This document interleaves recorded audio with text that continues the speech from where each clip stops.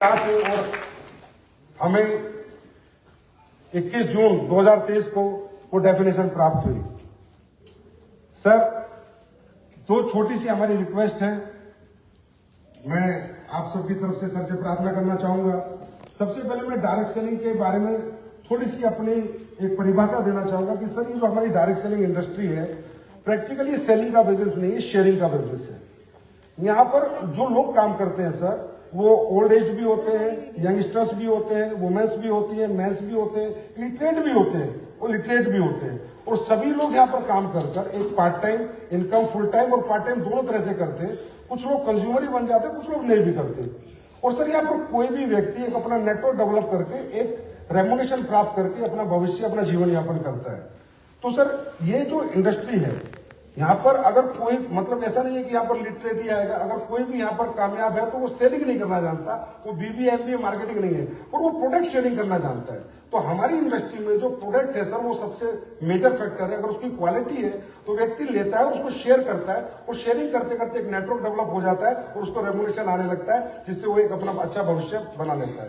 तो इसी में सर, हमारी आपने एक बहुत अच्छे हमें रूल दिए सर, हम बहुत अप्रिशिएट करते हैं। लेकिन एक छोटा सा अमेंडमेंट हम चाहेंगे सर, आपसे प्रार्थना कर रहे हैं कि रूल 3 के सब रूल 1 में क्लोज डी में जो डेफिनेशन है सर डायरेक्ट सेलिंग एंटिटी की, ये मैं आपको प्रार्थना पत्र बाद में दे दूंगा सर। इसमें थोड़ा सा अगर क्लियरिटी आ जाएगी सर, तो इजीएस्ट हो जाएगा हमें इथिकल डायरेक्ट सेलिंग की तरफ से कदम बढ़ाने के लिए। हम ये चाहते हैं कि सर, हम इथिकल डायरेक्ट सेलिंग की तरफ जैसे 2-3 कदम बढ़ा चुके हैं, मजबूत कदम बढ़े, जिससे देश के और बच्चे यहाँ पर आए, एम्प्लॉयमेंट हासिल करें और लोगों को इस इंडस्ट्री पे भरोसा और यकीन आए। और सर, एक छोटा सा हमारा एक रिक्वेस्ट और है आपसे कि सर, हमारी इंडस्ट्री में 2016 में जब गाइडलाइंस आई तो पिरामिड का उल्लेख जरूर किया जाता है। तो पिरामिड का उल्लेख किया गया डायरेक्ट सेलिंग की गाइडलाइंस में, लेकिन सर फिर वो डिफाइन कर दिया गया कि ये प्रोडक्ट बेस पे लागू नहीं है। लेकिन अभी जब रूल्स आए, फिर पिरामिड का उल्लेख किया गया। सर, आज मैं पिरामिड के बारे में सबके सामने बताना चाहूंगा कि पिरामिड होता क्या है। सर, पिरामिड होता है, एक कंपनी होती थी मनी रोटेशन, वो पिरामिड बनाती थी, एक स्ट्रक्चर बनाती है नीचे, उनको हम सीधा पैसा कंपनी को देते हैं। Company ABC auto pool, auto filling करती है, DE फिर ऊपर पैसा देगी, फिर EF GH उनको पैसा देके फिर ऊपर पैसा देगी, और वो क्लैश हो जाता है सर 8 महीने 10 महीने में। तो वो पिरामिड से हमें कैसे जोड़ा गया सर, हम आज तक ही समझ नहीं पाए। डेफिनेशन आई कहां से, किसने दी? क्योंकि प्रोडक्ट बेस में तो पिरामिड बन ही नहीं सकता सर। वो इसलिए नहीं बन सकता सर कि हमारे साथ जितने भी डायरेक्ट सेलर्स नहीं आते, टोटल कंज्यूमर्स आते हैं सर, और प्रोडक्ट यूजर्स आते हैं। उसमें से कुछ लोग यहाँ अपना भविष्य डायरेक्ट सेलिंग में लगाते हैं। जैसे एक कंपनी में सर, आज बड़ी कंपनी जैसे RCM है, तो उसमें 3 करोड़ लोग आज सर कंज्यूमर है। लेकिन जो अगर डायरेक्ट सेलिंग एक्टिवली कर रहे हैं, वो 8-10 लाख लोग कर रहे हैं। बाकी 2 करोड़ 90 लाख लोग इनके सिर्फ यूजर्स हैं। आज इंडस्ट्रीज की बात करें तो 1.5 करोड़ से ज्यादा का मेरे ख्याल कंज्यूमर नेटवर्क है। लेकिन इनके यहाँ काम करने वाले, रेगुलर इनकम लेने वाले, रेगुलर मेहनत करने वाले लोग 10 लाख के आसपास होंगे। तो इसीलिए पिरामिड तो दूर दूर तक, हमसे दूर दूर तक कोई रिश्ता नहीं है।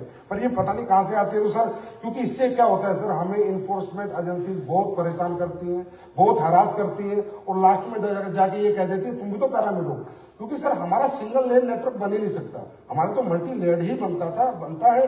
और आज आप देखिए सर कि प्रोडक्ट बेस्ड और क्वालिटी बेस्ड कंपनियां हैं, तो 60 साल 70 साल से पूरे वर्ल्ड वाइड कंपनियां काम कर रही है सर।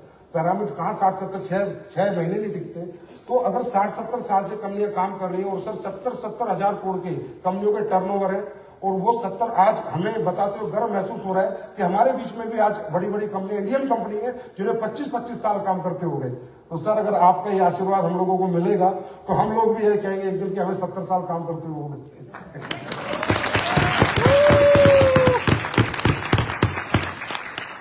तो सर, इस ये प्रार्थना हमारी आपसे है सर, और ये प्रार्थना हमारी, मुझे पता है सर, आप जरूर पूरी करते हैं। जो भी हमने आपसे मांगा है, आपने हमेशा स्वीकार किया है।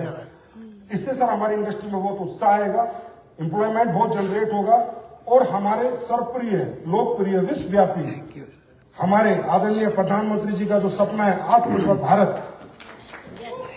और मेक इन इंडिया, इसमें भी डायरेक्ट सेलिंग अपना सशक्त रोल निभाएगी। तो फिर एक बार आपको प्रार्थना करते हुए सर अपनी वाणी को विराम देना चाहूंगा। जय हिंद, जय भारत, बहुत बहुत धन्यवाद।